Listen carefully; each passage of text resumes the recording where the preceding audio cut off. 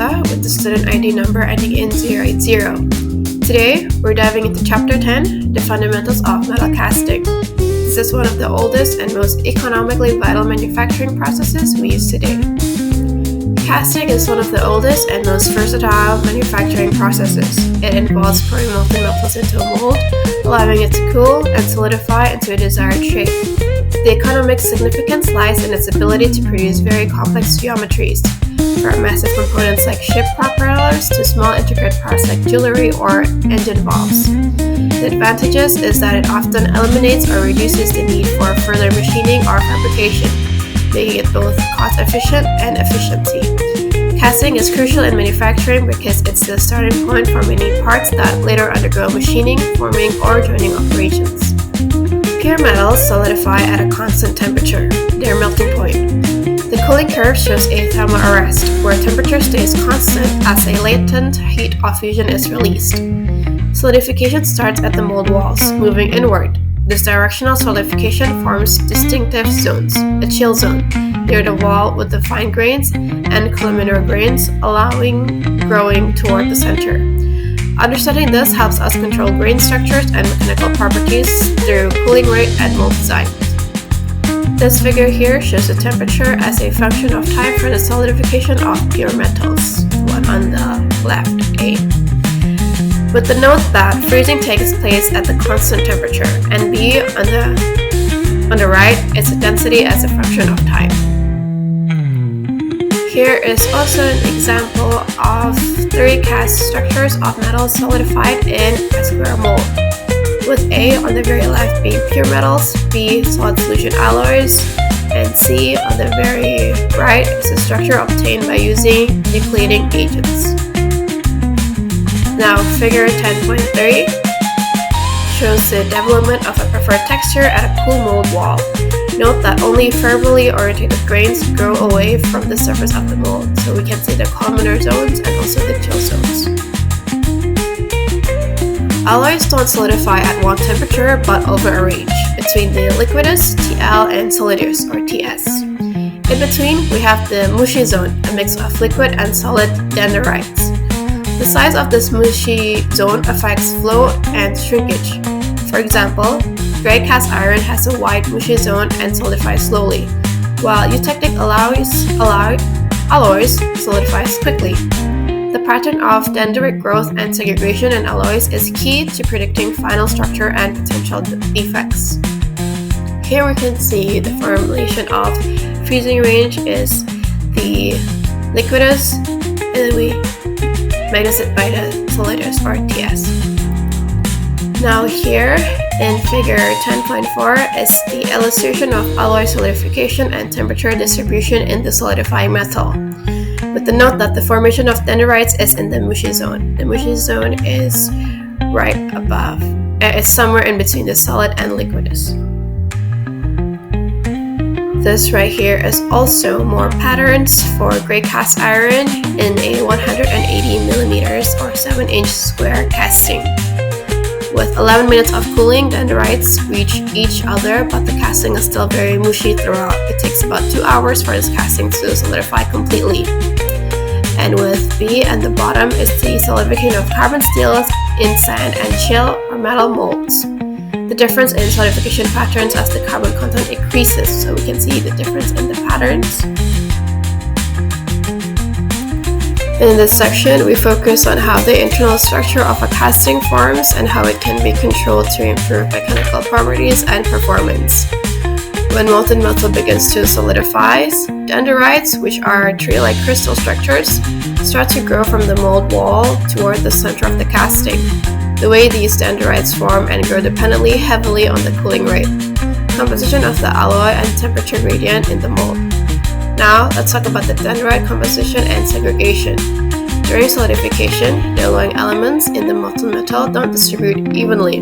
The composition of the solid dendrite core is different from that of the surrounding liquid metal. This is called segregation.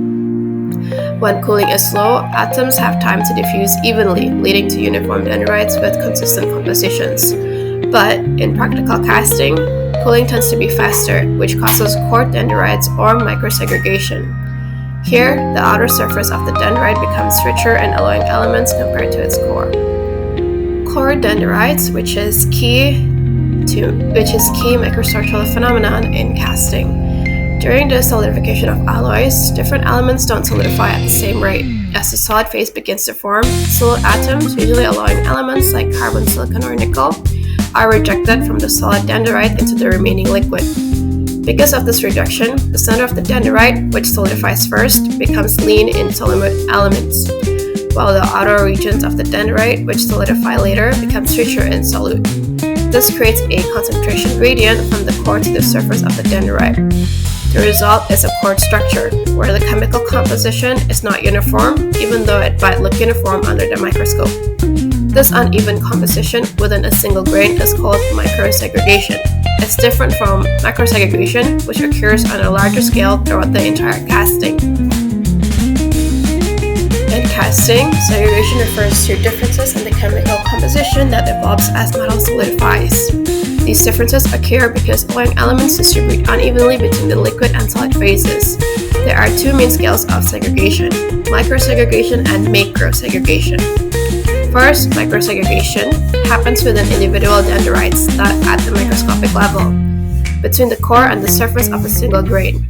The cause is solute rejection during solidification as the solid phase grows.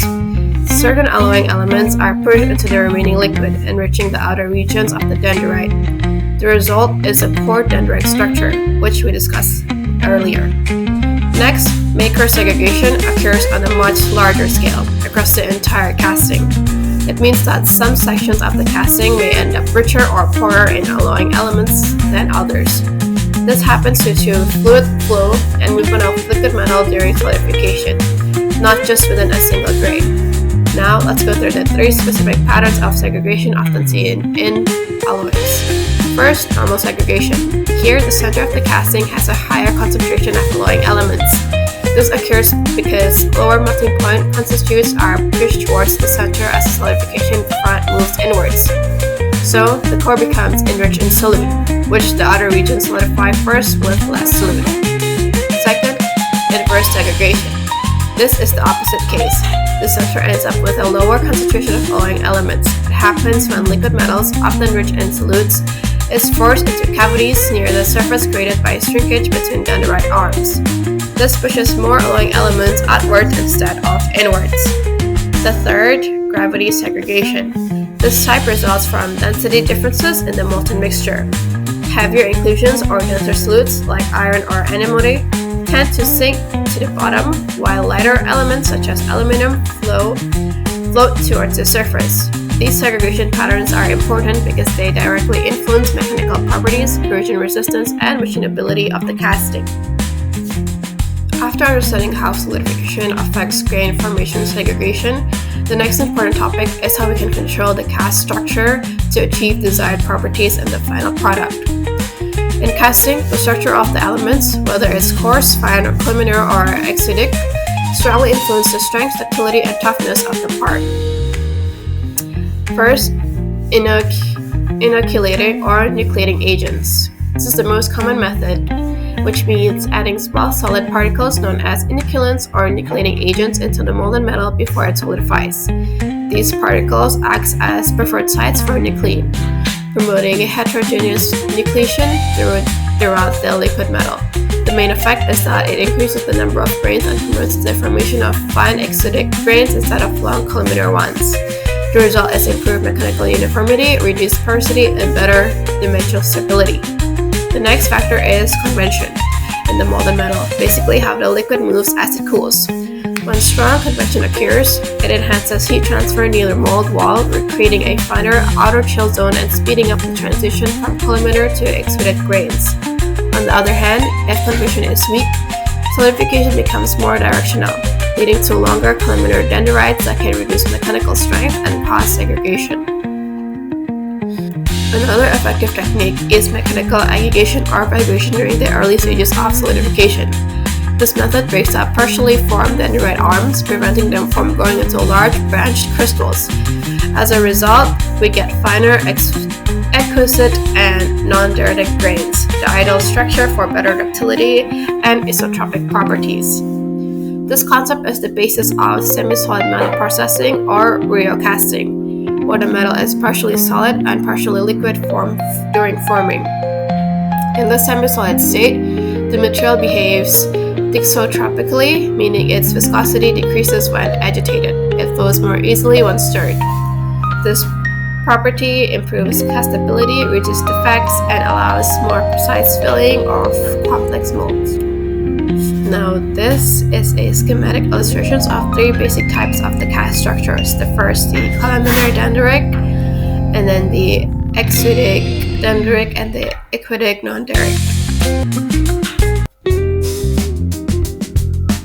This figure illustrates two types of solidification fronts that occur during the casting process: the plain front single phase and the plain front two-phase structure. The diagram on the left, A, shows a plain front single phase solidification. Here, solidification occurs in a uniform and smooth front that moves steadily from the mold wall toward the liquid metal. The solid and liquid phases are separated by a sharp, flat boundary, and the composition remains uniform throughout. This type of structure usually forms in pure metals or simply eutectic alloys that solidify at a constant temperature. Now, moving on to the right, diagram B, we see a plain front two-phase structure. This is more typically for alloys that solidify over a temperature range. Here, two different solid phases labeled as A alpha and B beta form alternately as the solidification front advances. The front isn't perfectly smooth anymore. It consists of regions where both phases coexist in bands or layers. This happens because different alloying elements have different solidabilities in the solid and liquid phases, leading to composition fluctuations as solidification progresses. The key takeaway from this figure is that the type of solidification front strongly influences the final microstructure.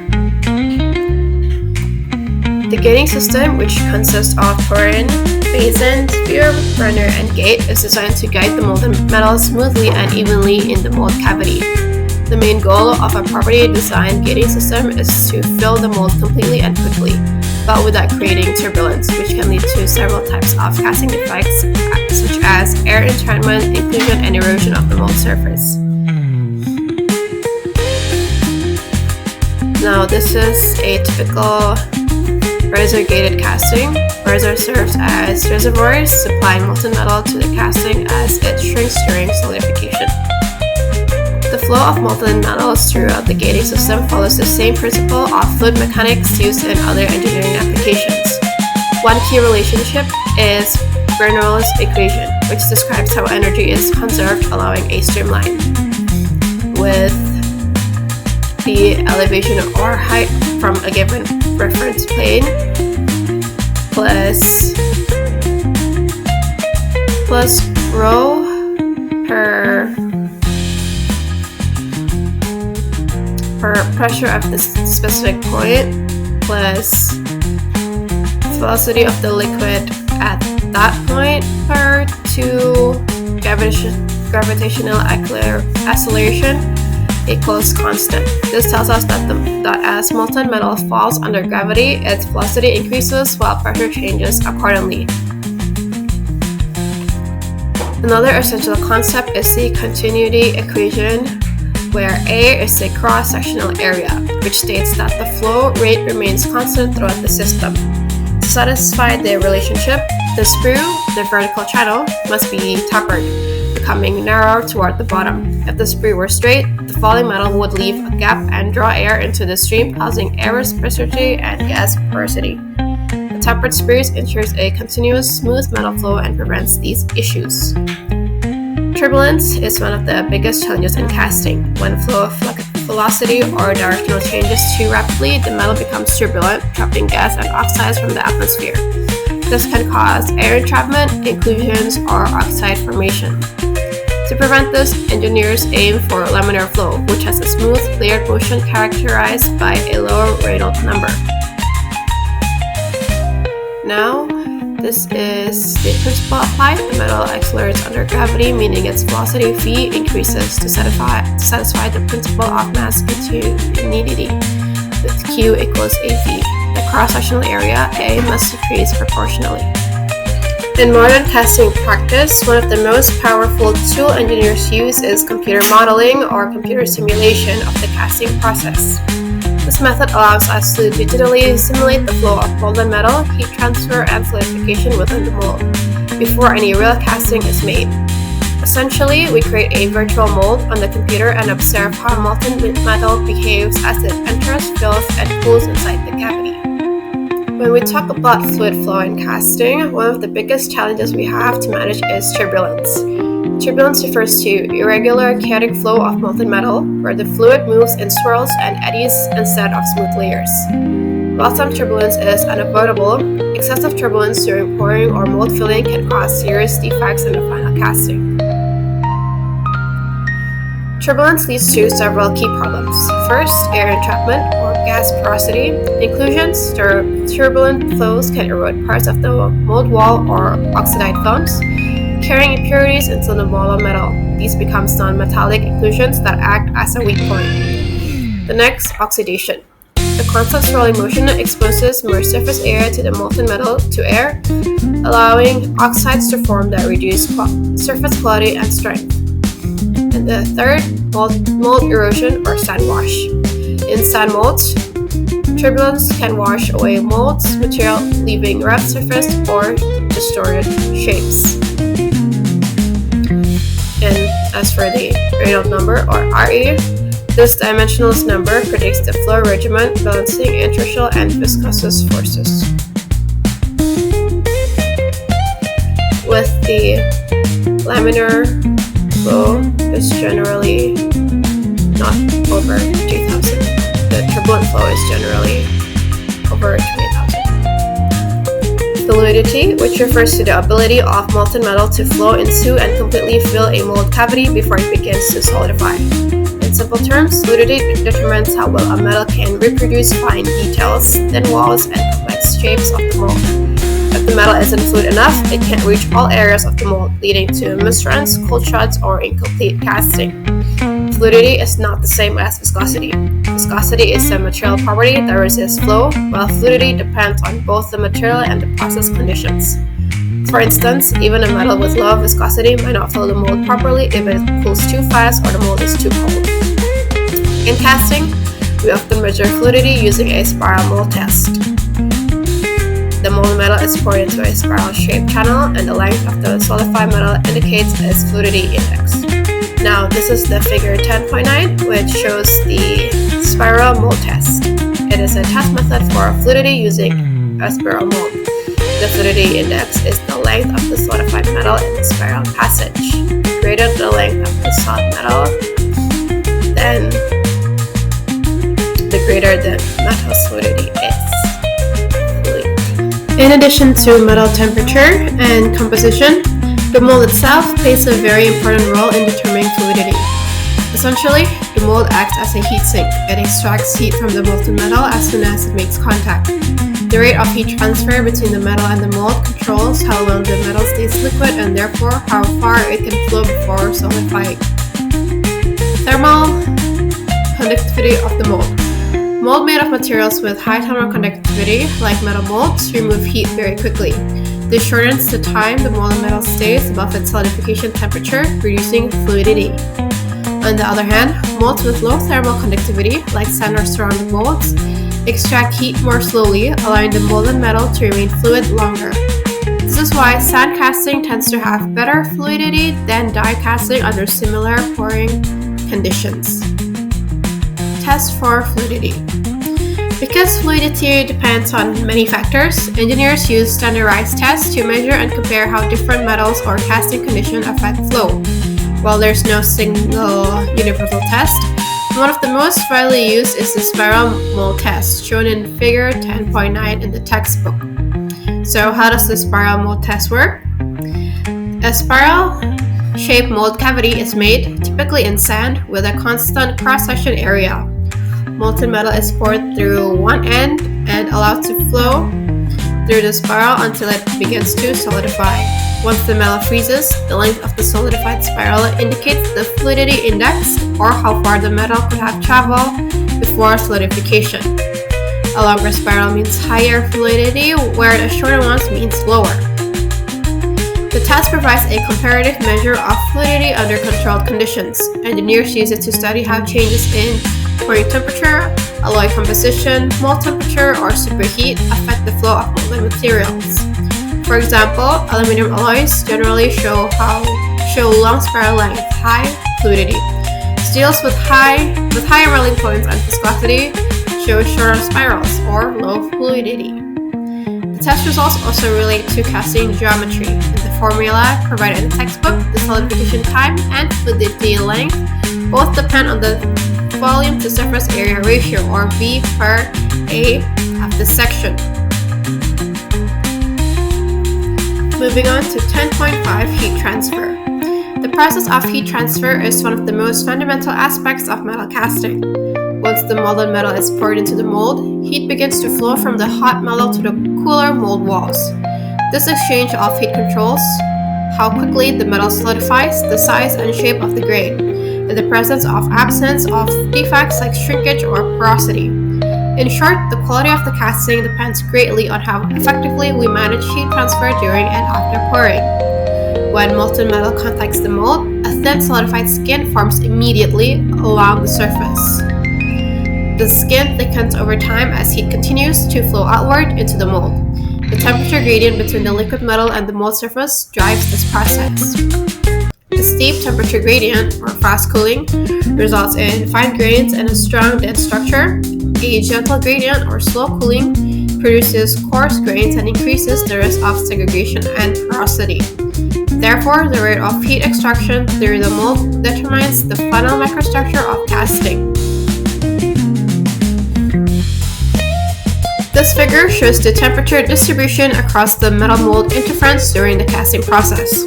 When molded metal is poured into the mold, there is an immediate and intense transfer of heat from the hot metal to the cooler mold surface. On the horizontal axis, we have distance, moving from the air through the mold and into the liquid metal. On the vertical axis, we have temperature, from room temperature up to the metal's melting point. The curve shows temperature changes across different zones. On the air side, the temperature is near room temperature. As you move into the mold, the temperature gradually rises due to heat absorption from the metal. At the mold-metal interface, there is a steep temperature jump. This is where most of the heat transfer occurs. Inside the solidified metal layer, the temperature remains below the melting point, and finally, in the liquid zone, the temperature stays slightly above the melting point. This figure illustrates how a solidified skin forms on the inner surface of a mold during casting, and how the remaining molten metal can be poured out to produce a hollow product. This is the principle used in slush casting. So the basic principle of the process is when molten metal is poured into a cold mold, the metal in contact with the mold walls begins to solidify first. The thin layer that forms on the surface is called the solidified skin. Skin formation over time, at 5 seconds, a very thin solid layer forms on the entire surface. At 1 minute, the solidified skin becomes thicker. The labels A and B indicate differences in skin thickness. For A, thinner skin near the top, and for B, thinner skin near the bottom due to faster heat extraction. The skin thickness depends on time, thermal conductivity of the metal, and the temperature differences between the molten metal and the mold. For the pour-out step, once the desired wall thickness is reached, the remaining molten metal in the center is poured out.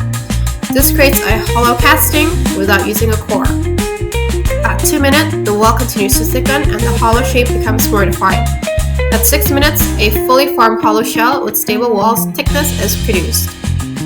Applications of slush casting commonly used for hollow, thin-walled decorative or ornamental components, such as toys, decorative metal objects, lamp housing, or small hollow castings. This does not require internal cores, and it reduces cost and complexity. The wall thickness is controlled by time, and is used mainly for metals that solidify with good surface finish and form uniform skin. Solidification time is the total time required for a casting to solidify completely after the model metal is poured into the mold.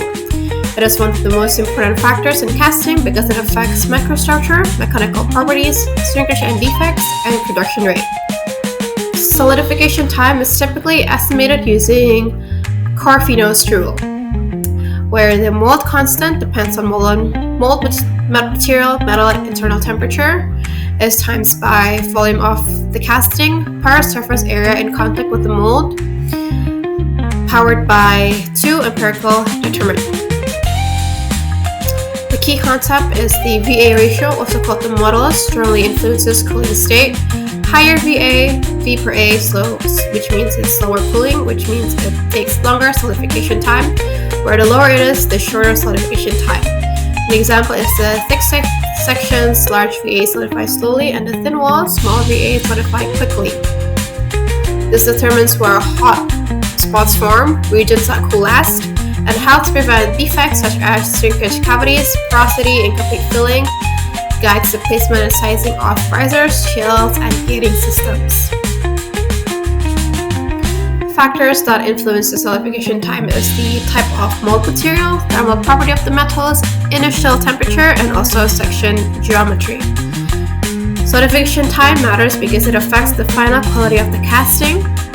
The faster solidification produces finer grain structure and better mechanical properties, where slower solidification may cause coarse grains, weak spots, or shrinkage defects. And this is the Kerr-Munoz rule that I explained before.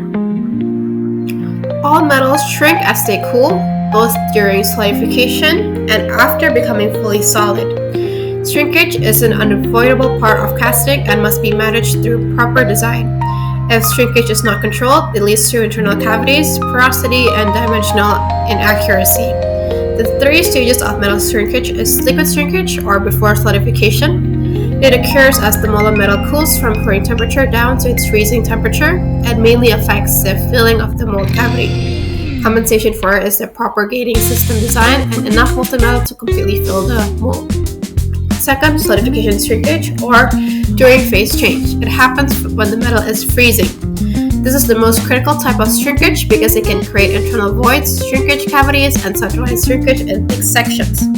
And as for the third, after solidification or solid shrinkage, it occurs as the solid metal cools from the freezing point down to room temperature, and it causes dimensional contraction. As compensation, it becomes oversizing the pattern, allowances on dimension, and accounting for expected shrinkage rates for each metal. Table 10.1 shows the volumetric solidification contraction or the expansion of various cast metal.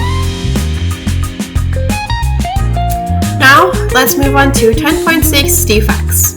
Casting defects can develop during manufacturing due to factors related to materials, part design, and processing techniques. While some only affects the appearance, others can significantly compromise a part's structural integrity. There are 7 basic categories that we'll go through.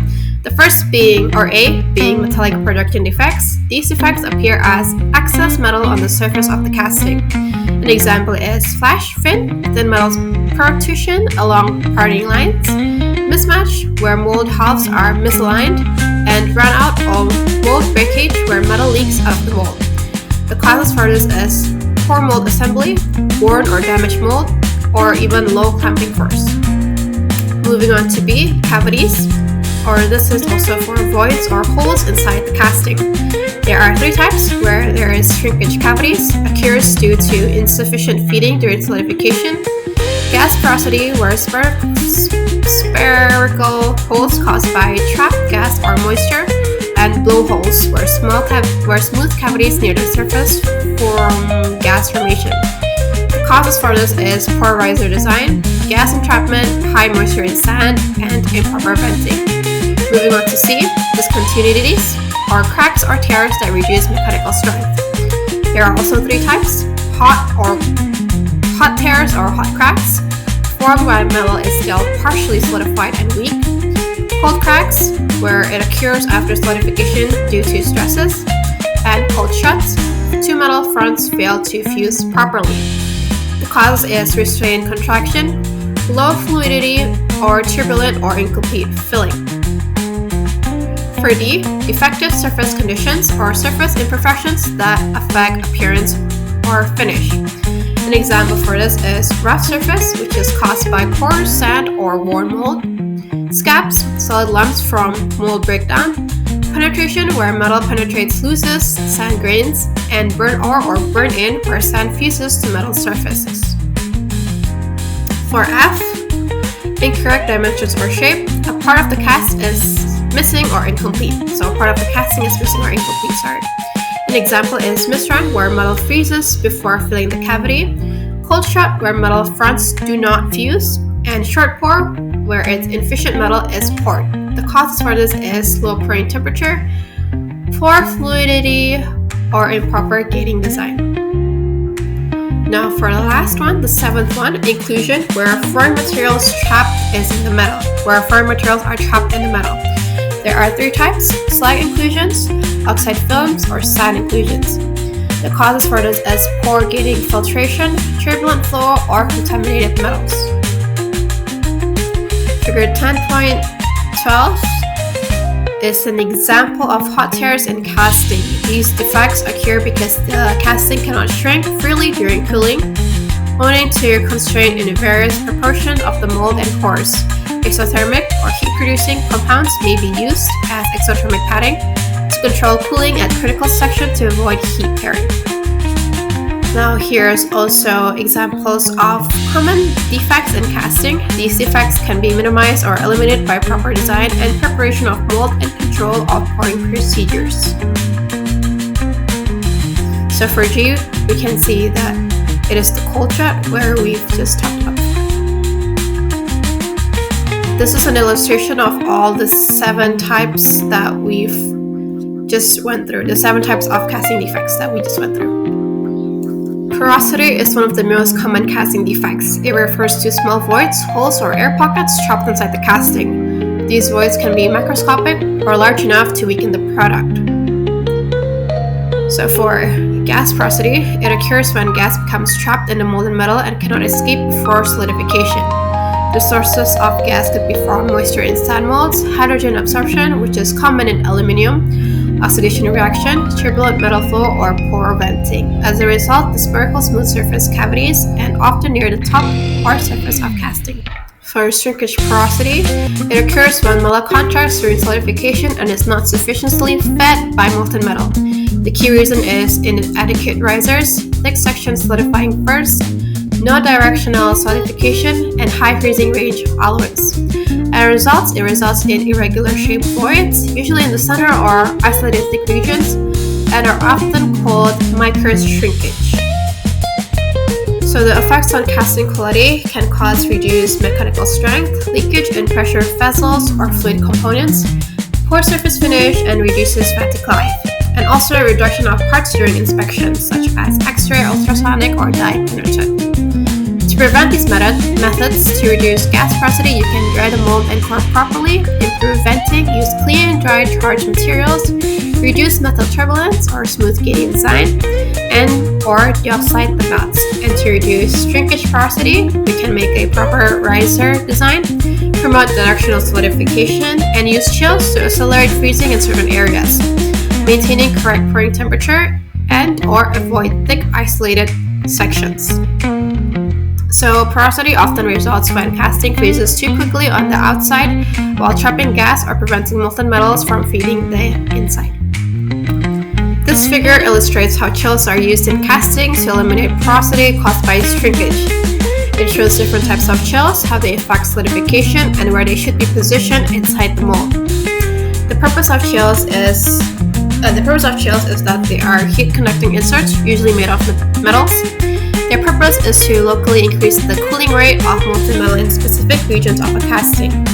By cooling these regions faster, chills promote directional solidification, reduce shrinkage porosity, and better feeding toward the riser. So let's move on to the breakdown.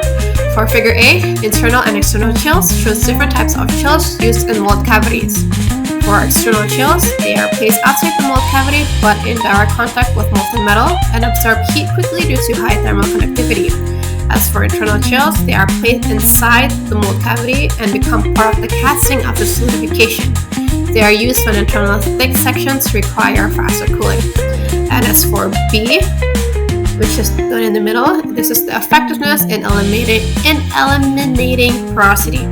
Without chills, thick section cools slowly and making the shrinkage porosity forms. With chills, the thicker region cools faster. Solidification shifts directly away from the chilled area. And for C, the very bottom one, practical example shows a casting with a boss or a thick protruditing section, and the chill is placed underneath the boss. Why is that so? The bosses are notorious hotspots. Metals collect and freezes slowly. By placing a chill, it pulls heat out quickly and prevents shrinkage porosity forming under the boss. This whole illustration is real industrial placement of chills for improving casting quality. They are critical in casting design because chills prevent shrinkage porosity, promote directional solidification, reduces reliance on larger or multipolarizers, they shorten cooling time, and they improve dimensional accuracy and mechanical properties. Moving on to figure 10.15, it shows the solubility of hydrogen and aluminum changes with temperature and especially what happens at the melting point. It illustrates why gas porosity is a major defect in aluminum casting. So hydrogen is highly soluble in liquid aluminum and hydrogen is poorly soluble in solid aluminum. The difference is solubility is the root causes of gas porosity during solidification. So in the liquid region on the right side, in the liquid state, aluminum can dissolve a significant amount of hydrogen. As in the liquid cools, temperature decreases, hydrogen solubility decreases gradually. And in the solid region, left side, and the solid state, aluminum can hold very little hydrogen. Solubility curve from the solid region is very low and nearly flat. That is all that I have to offer in this video. Thank you all so much for watching, and I generally am very sorry from the bottom of my heart if I mentioned something or talked about something wrong and there is any misconception or misinformation. And thank you all so much for watching, and that's it. Bye!